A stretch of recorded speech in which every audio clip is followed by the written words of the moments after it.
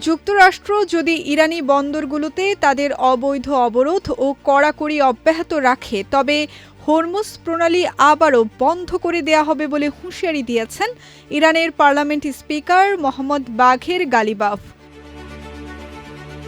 আজ সামাজিক যোগাযোগ মাধ্যম এক্সে দেয়া এক পোস্টে ইরানের পার্লামেন্টের স্পিকার এ হুঁশিয়ারি দেন। বলেন, মার্কিন অবরোধ চলতে থাকলে হরমুজ প্রণালী আর খোলা রাখা হবে না। আমরা আমাদের জাতীয় স্বার্থ রক্ষায় যে কোনো কঠোর সিদ্ধান্ত নিতে দ্বিধা করব না। গালিবাফ আরও স্পষ্ট করে বলেন, এই আন্তর্জাতিক জলপথ দিয়ে জাহাজ চলাচল এখন থেকে সম্পূর্ণভাবে ইরানের অনুমোদনের ওপর নির্ভর করবে, অর্থাৎ তেহরানের বিশেষ অনুমতি বা সবুজ সংকেত ছাড়া কোনো বাণিজ্যিক বা সামরিক নৌযান এই প্রণালী অতিক্রম করতে পারবে না। এর আগে লেবানন ইসরায়েল যুদ্ধবিরতির প্রতি সম্মান জানিয়ে বিশ্বের অন্যতম গুরুত্বপূর্ণ জলপথ হরমুজ প্রণালী বাণিজ্যিক জাহাজ চলাচলের জন্য সম্পূর্ণ উন্মুক্ত ঘোষণা করে তেহরান। স্থানীয় সময় শুক্রবার ইরানের পররাষ্ট্রমন্ত্রী আব্বাস আরাকচি সামাজিক যোগাযোগ মাধ্যম এক্সে এই সিদ্ধান্তের কথা জানান।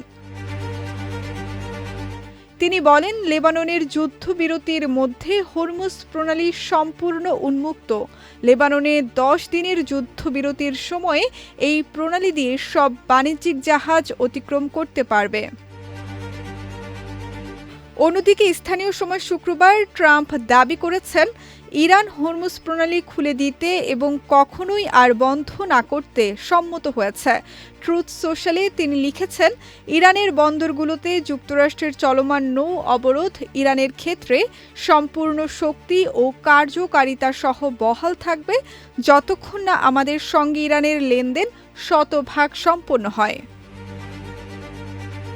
এ দাবির প্রেক্ষিতে বার্তা সংস্থা রয়টার্সকে একজন ইরানি কর্মকর্তা জানিয়েছেন, মার্কিন পতাকাধারী জাহাজসহ সব বাণিজ্যিক জাহাজ হরমুজ প্রণালী দিয়ে পারাপারের অনুমতি পাবে, তবে নৌবাহিনীর জাহাজগুলি এ অনুমতি পাবে না। সঙ্গীতা শাহ, বিজয় টিভি, নিউজ ডেস্ক।